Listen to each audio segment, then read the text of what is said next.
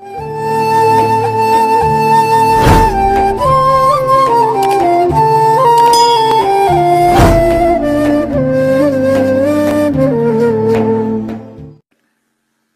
pertama sing diajarno Luqman Hakim niku anis kurli wali walitek. Ans dene kelakuan wa kulna lan sing ngucap kita ingsun maksud Allah lahu maring Luqman anis kurlillah. Mbaya syukur sira lillahi maring Allah. Alama ing atase perkara ato kang wis paring sapa wa kang sira minal hikmati sange hikmah. Jadi hikmah pertama dadi wong urip siji syukur. Pun ngandel kula. Urip nomor siji syukur muga dhewe pangeran. Aja syukur perkara liyane pangeran pun. Sayyidina Ali itu dadi wali besar, wiridane ngeten, tak warai, tak ijazahi wiridane Sayyidina Ali. Ada 3 kalimat yang kata para ulama, 3 kalimat ini yang menjadikan Sayyidina Ali tidak akan terkalahkan oleh kalimat hikmah manapun. Ya tentu yang selevel Sayyidina Ali ya sama-sama yang tidak Nabi, tentu enggak bandingkan dengan Rasulullah SAW karena semua kata-kata itu mahmalnya yang selevel, mahmalnya yang selevel. Jadi tidak bisa kamu jadi Syiah. Nak Sayyidina Ali itu di pemikiran yang enggak tertandingi oleh siapapun. Sawangannya malah nganti ngalahno Nabi sembrono ya ora ono ngene kuwi. Syiah yang seperti ini sudah dikeluarkan dari kelompoknya. Jadi tetap enggak ada yang sampai seperti itu. Sayyidina Ali kalau wiridan ngendikan ngeten. Ya Rabbi kafani izzan antakuna li robban. Wa kafani fakhron an akuna laka abdan.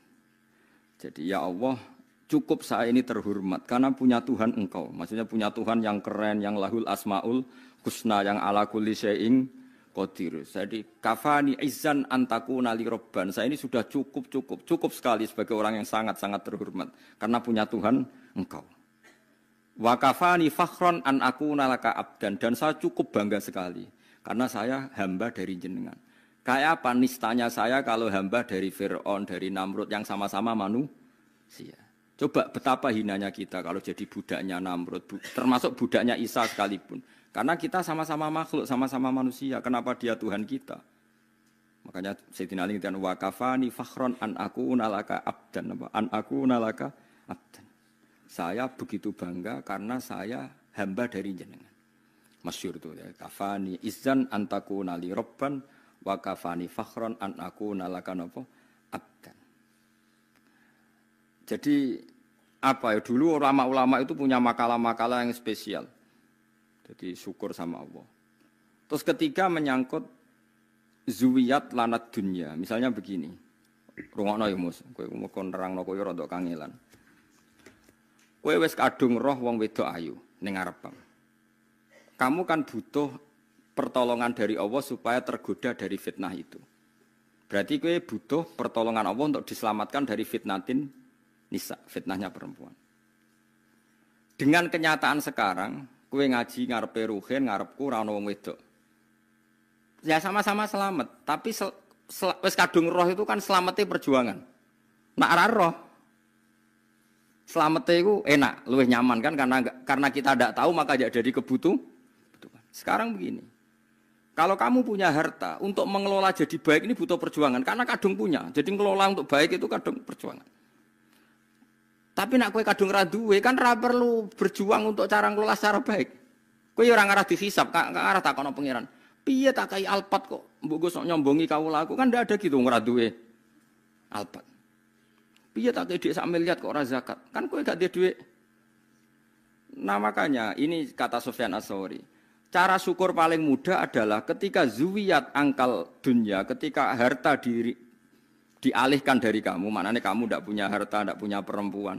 Sebetulnya ini meringankan ujian Anda, paham ya? Meringankan ujian Anda. Ya contoh gampang kayak Ruhin Mbak Mustafa, kan gak tahu tersisa gak mangan setik, kan gak tahu roh nak ning donya kono warung jenenge setik. Nah kayak kula nganti saiki rong mangan setik, tapi sering tersiksa mergo nak ngantor kadang liwat. Kadang kepikiran, piye rasane mangan. Nak Ruhin kan enggak, mergo ora tau roh.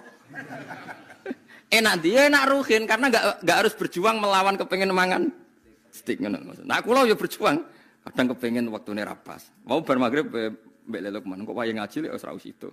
Nak Ruhin kan enggak perlu berjuang. Nah sebetulnya orang-orang fakir supaya syukur sama Allah caranya gitu. Ketika kamu Coba kalau kamu nggak presiden kan nggak perlu mempertahankan status jadi presiden. Coba kita nggak perlu repot-repot karena mempertahankan status jadi ketua DPR. Gak perlu manuver sana sini, wong kowe ra ketua. Kangelan di ketua DPR. Kangelan mereka, kamu mempertahankan fakir kan tinggal berjalan saja kan wes melaku, status itu sudah jalan. Nah, Sufyan Ats-Tsauri pernah ditanya, apa sebaiknya kita ngelola dunia? Terus kan dia diprotes, terus nak wong fakir carane syukur ku piye? Terus beliau cerita, semua yang sudah kamu miliki tentu akan dimintai tanggung jawab cara ngelolanya. Kalau kamu tidak punya kan nggak dimintai tanggung. Enak endi wong sing ditakoki pangeran mbek ora, enak sing mboten. Ya mulane enak fakir. Terus ketika ditanya yang kaya, lah kula pun kadung duwe, syukure piye? Enak endi wong tok nikmat mbek ora enak entuk, ya sanggep bae ngono. Dadi makanya terus gak padha-padha napa padha-padha syukur. La balillah fa'bud wa kum minasyakirin. Penting nek wis wani nyembah pangeran kudu wani syukur. Lah syukur ditandai gampang guyu, gampang rileks. Lho kula mboten sombong, kula dhewean niku kadang nggih merengut kukur-kukur perkara gatel. Niku langsung istighfar. Betapa malunya saya, aku ning kerajaane Allah merengut sawangane kok gak rido mek kersane pangeran. Niku tok mun kula istighfar. Sampai kula niku isin banget. Karena bagi saya merengut itu masalah besar, kaya ora rido mek kersane pangeran. Jadi kula nggih berkali-kali lah misalnya dapat informasi yang bikin saya agak susah, tapi anggere eling kok gak rido mek kersane pangeran. Jadi malu sekali. Impun. Nah, yang seperti ini tuh makomnya yang dikatakan Nabi inna min khiyari ummati qauman yadhakuna jahron min saati rahmatillah. Termasuk umatku pilihan niku nak sing guyu banter-banter. Mergo saking yakine jembare rahmate pangeran. Dadi wong makome macam-macam. Tapi ana terusane waya buku nasirran min khaufi adabi. Tapi nak pas dhewean iku sering nangis. Nangis nak menawa bakat mlebu neraka ya kadang. Tapi nak nangis iku sirron apa? Nah, yang seperti ini tuh makomnya yang dikatakan Nabi inna min khiyari ummati qauman yadhakuna jahron min saati rahmatillah. Termasuk umatku pilihan niku nak sing guyu banter-banter. Mergo saking yakine jembare rahmate pangeran. Dadi wong makome macam-macam. Tapi ana terusane waya buku nasirran min khaufi adabi. Tapi nak pas dhewean iku sering nangis. Nangis nak menawa bakat mlebu neraka ya kadang. Tapi nak nangis iku sirron apa? Tapi ya ana kiai sing model walian. Tapi niku mboten pati madhab ya. Jadi kalau baleni malih ya. Jadi Sayyidina Ali terus diikuti para ulama. Ke Sayyidina Ali teng tarekah-tarekah di murid jenenge Hasan Basri. Hasan Basri dia murid Habib Al-Azmi terus nganti nggih Ma'ruf Al-Qurhi terus sampai kita sampai Abdul Hasan Asyadili di murid Abdul Abbas Al-Mursi. Abdul Abbas Al-Mursi di murid Ibnu Athaillah napa As-Sakandari terus sampai kita. Era modern ya wonten Said Abdul Al-Haddad niku sing aran Nasaihul Ibad terus kula niku apal ya. Terus terakhir misalnya kita menangi sing aran Anatut Thalibin Said Abi Bakar Sato. Yang mbake punya murid jenenge Kiai Mahfud Termas. Kiai Mahfud Termas ini murid Mbah Fakih, Mbah Hasyim Asy'ari. Terus Mbah Hasyim dugi jenengan. Ya dugi Ansor barang lan juga gedeng Ansor iku sanate ya padha tok Mbah Hasyim napa Asy'ari sembrono iku dadi sing ngaji ya sanate tok Mbah Hasyim, sing organisasi ge sanate dugi napa. Lah ngakonine mbah, nak sanate padha, nak ngakonine duka. Penting kula terangno nggih. Dadi wong-wong sufi riyen ku gampang, masyhur itu Abdul Qasim Al-Junaidi nate ngengken muridé tuku daging. Misale Ruhin tak kei dhuwit 100.000, Ruhin tukokno daging sak kilo. Ruhin teko muni ngene, "Gus ora cukup, regane daging sak kilo iku 120.000." Jare Abdul Qasim Al-Junaidi, "Ya wis nak ngono Ruhin gawe murah." Wong 100.000 mboten cukup malah gawe murah. Lah ya ora sida tuku. Larang nak kowe kepengin tuku. Angger gak sida tuku rak dadi murah. Dadi wong sufi dhisik ku cara ngandhapi ku gampang. Yes, pokoke wong ulama dhisik ku cek enteng ngadepi donya iku cek gampang. Kaya Kanjeng Nabi misalnya. Iku ketok anak Nabi tenan. Nabi nate rawuh saking perjalanan, wangsul takok Sayyidah Aisyah. "Sah, bubur harisa sing mbok sediakno kanggo aku iku endi? Aku kepengin mangan." "Sayang ya Rasulullah, bubur itu sudah habis karena tak kasihkan orang." Jawab Nabi, "Enggak, yang kamu kasihkan orang itu malah yang masih." Jadi Nabi itu dulu kalau memahamkan orang supaya senang sedekah itu ngendikannya begini, saya masih hafal. "Wa hallaka mim malika illa ma tasaddaqta fa abqaita wa labista fa ablaita wa akalta fa afnaita." Misalnya saya punya uang 1 juta. Kemudian tak pakai poya-poya makan makan-makan yang tidak penting. Itu hilang dari WC. Yang masih adalah sing tak sedekahno ning fakir miskin, tak sedekahno ning santri ning masjid.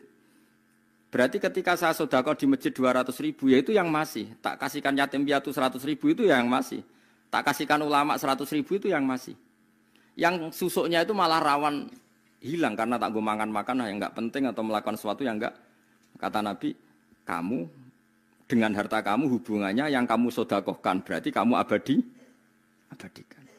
Berarti kena duit 1 juta kok sedekah 200.000 ya itu yang abadi. Sehingga sahabat itu udah gampang sedekah karena merasa itu yang abadi. Makanya Nabi Ibrahim kalau mau makan ngajak yatim piatu, ngajak orang fakir. Karena dia takut semua makanannya ini nanti jadi WC, tapi dengan mengamalkan kan ada yang jadi amal yang abqaita yang abadi.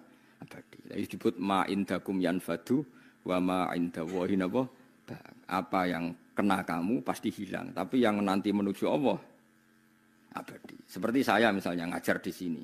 Waktu yang saya tak pakai leha-leha lihat TV, mungkin waktu yang hilang, tapi waktu yang tak pakai ngajar tafsir Jalalain itu mungkin yang abadi. Sehingga saya tidak pernah merasa semulang Mustafa gunane apa ndak. Ini waktu yang abadi. Senajan to ya ora mesti iso minterno wong, itu kan takdir. Kan ngaji ra wajib pinter, sementing ikhlas engko gak mlebu swarga. Wis golek pintu sing guri-guri lah kan sementing mlebu. Ora penting liwat ngarep, malah ra sopan iku dalane para nabi, liwat apa? Soal ilegal liwat guri ilegal lah sementing mlebu. Timbang kok ngarep ra sopan ngoten. Paham gitu. Dadi carane syukur ngoten nggih napa? Cara pandang ngoten niku. Saiki ke donya akeh mari hisab. Dihisab ora dihisab enteng ndi? Enteng ra dihisab, berarti fakir ya melok jalur iku. Tapi di dunia ya syukur, dikai nikmat ora dikai nikmat apik dikai nikmat, wis anggap bae ngono. Akhire sing dikai nikmat ya ana masalah hisab, sing dikai fakir ana masalah ra iso apa-apa ya wis iku. Lha iku jenenge liyabluwakum ayyukum ahsanu amala. Ya wis ngono ae kok dijerok-jerok.